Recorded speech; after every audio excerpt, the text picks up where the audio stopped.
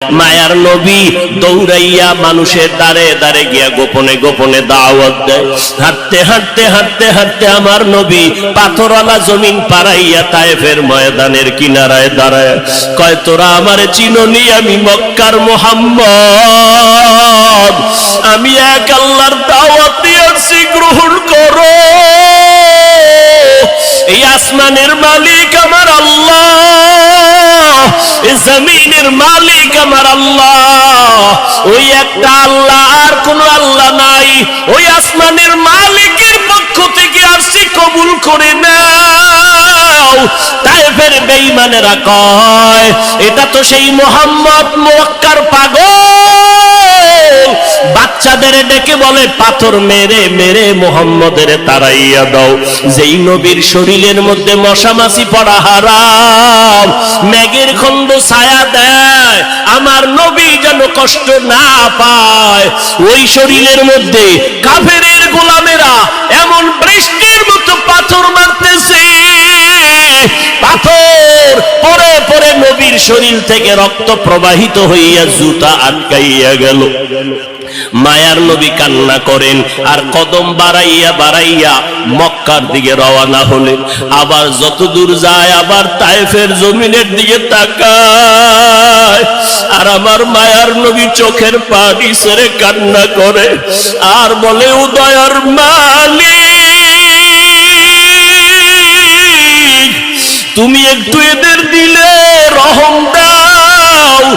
আল্লাহ সাথে সাথে জিবরাইলের পাঠায় দিয়ে কয়, জিবরাইল, আমি আমার নবীর কান্না সইতে পারি না, যাও যাও।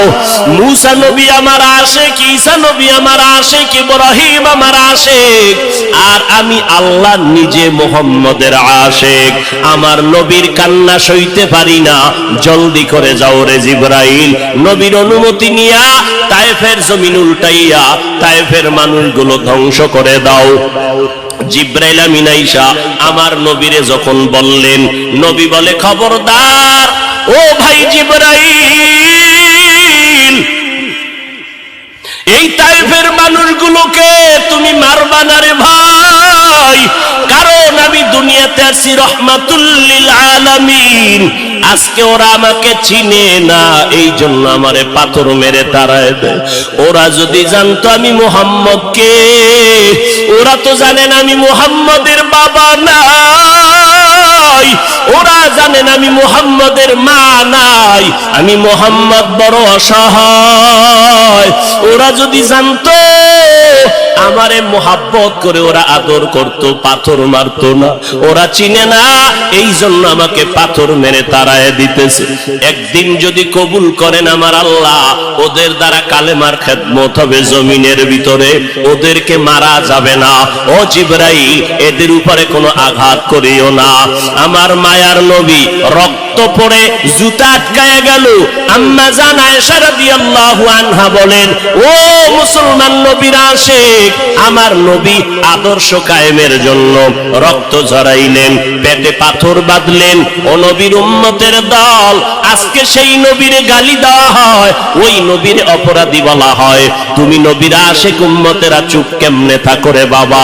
মুসলমান সন্তানেরা, যুবকেরা, আজকে নবীর আদর্শের টুপি লাগাইলাম, দাড়িটা লম্বা করলাম, লম্বা জামা পরলাম, কই আমাদের খানাও বন্ধ হয় নাই, আমাদের লেখাপড়া স্বাধীনতাও নষ্ট হয় নাই। তোমাকে কে ধোকা দিল? নবীর আদর্শ মানলে স্বাধীনতা থাকবে না। ও বাবা, তোমার আমার মতো হুজুর না, তোমার লাইনে নজর করে দেখো, তোমার মতো যুবক স্কুল কলেজে পড়ে এক বেলার নামাজও বাদ দেয় না, দাড়িওয়ালা নামাজি ডাক্তার প্রফেসর ইঞ্জিনিয়ারের অভাব নাই। বাবা বলো, তুমি কেন পারবা না? ও আল্লাহর বান্দারা, তোমার আমার মতো যুবক তাকায়া দেখো, ড্রাইভারি করে নামাজ বাদ দেয় না, তুমি কেন পারবা না? তোমার আমার মতো কত ব্যবসায়ী জেনারেল লাইনে পড়েছে, এক টাকাও হারাম খায় না, এক বেলার নামাজও বাদ দেয় না, কোটি টাকার মালিক, ব্যবসা করে, অভাব নাই, তুমি কেন পারবা না? মনে মনে কি ভাবছো আলেমদের কথা মিথ্যা, আল্লাহর কোরআন মিথ্যা? না রে বাবা না। যদি কোরআন মিথ্যা হইতো, যদি জান্নাত মিথ্যা হইতো, জাহান্নামটা মিথ্যা হইতো। আবু বকরের মতো বান্দা জান্নাতের টিকিট পাইয়া